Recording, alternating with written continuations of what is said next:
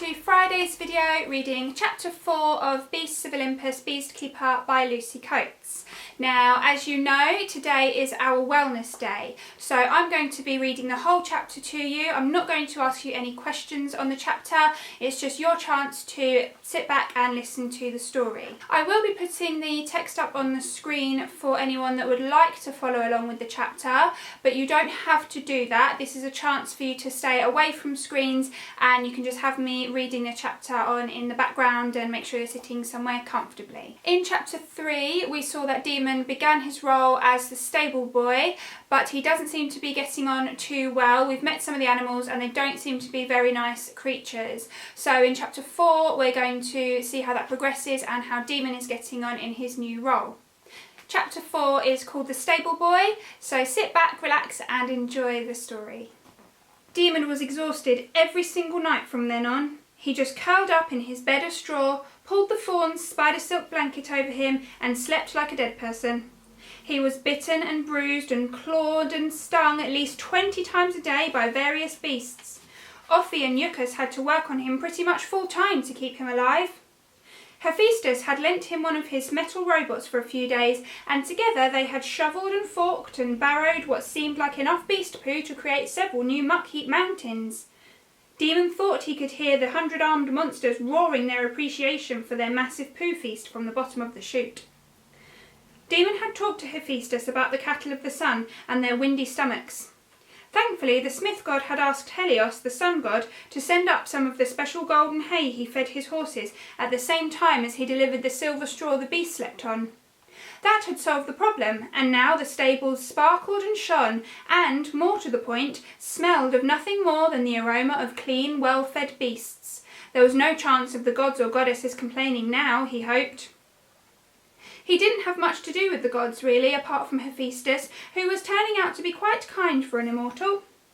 The rest of the time there was just the occasional flash, whoosh and thump as the Iris Express landed, or a brief message via a cherub requesting that this beast or that be made ready to go down to the earthly realms, or the crack and roar of thunder and lightning from Zeus and Hera's big palace on the farthest hill. Demon didn't mind, the less he had to do with the gods the better, he thought. He was a bit surprised his dad hadn't been back to see him, though. Maybe it was because Pan didn't actually live up on Olympus. He was happier in the green forests of Arcadia back down on Earth. Demon tried hard not to feel resentful about that. He missed the forests too, and all his animal friends like the wolves and the rabbits and the lambs and chickens too, of course. Outside his work at the stables, Demon was almost happy. He thought about his mum a lot, of course, but the nymphs and naiads and dryads soon began to treat him like a little brother. They teased him and told him snippets of gossip about the gods and goddesses.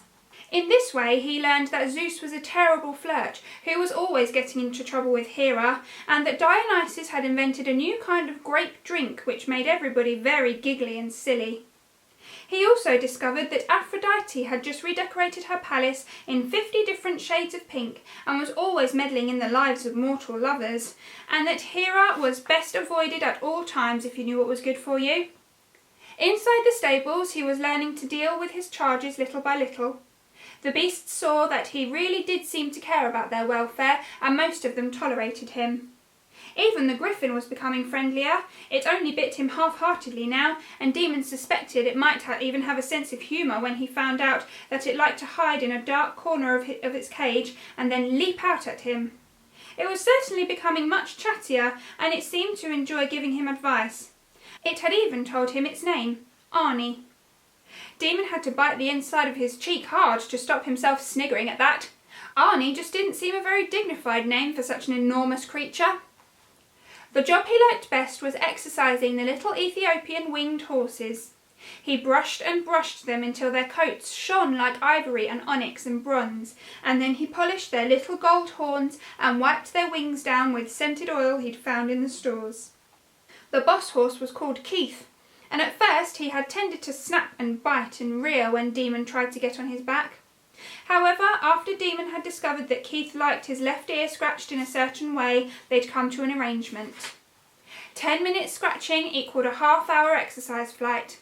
Demon thought that was very fair. So every day he found himself soaring out through the air over Olympus at the head of a pack of 6 flying horses. They looped the loop over Hephaestus's mountain and chased the fiery spark spirits high into the atmosphere. It was definitely better than herding goats and sheep on the farm, he reckoned. Not all the beasts were as easy to please as Keith, though. It had taken him a whole week to learn how to get near enough to feed the unicorns, let alone milk them. There had been a series of increasingly angry messages from Aphrodite, who wanted her annual unicorn milk bath, and so he'd had to get some advice. "How do you milk a unicorn, please?" he asked Melanie, the water naiad, politely, as he filled the buckets at her spring. Melanie was busy admiring her new necklace of raindrops and wouldn't answer him. The cherubs just giggled and pelted him with petals. The nymphs were more helpful. "They like girls," said the head nymph, whose name was Althea. Demon looked at her. "Don't know if you'd noticed," he said slightly sarcastically, "but I'm not a girl." That started a lot of giggling and nudging from the other nymphs, but Althea just gave her sisters a look and they fell silent. "We owe you," she said. "Those smelly stables were just about killing our noses. We all felt really sick until you came along and cleaned up. So one of us will do it for you every morning and evening if you'll let us have the wool from the golden ram when you shear him. It makes the finest embroidery thread, you know, and we like it for decorating our dresses." "It's a deal," said Demon. He had never sheared a winged sheep before, but he was willing to try anything to get Aphrodite off his back.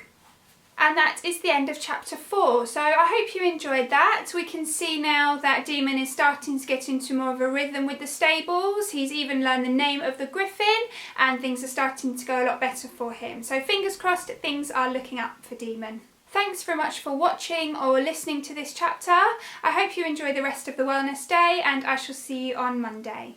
Bye!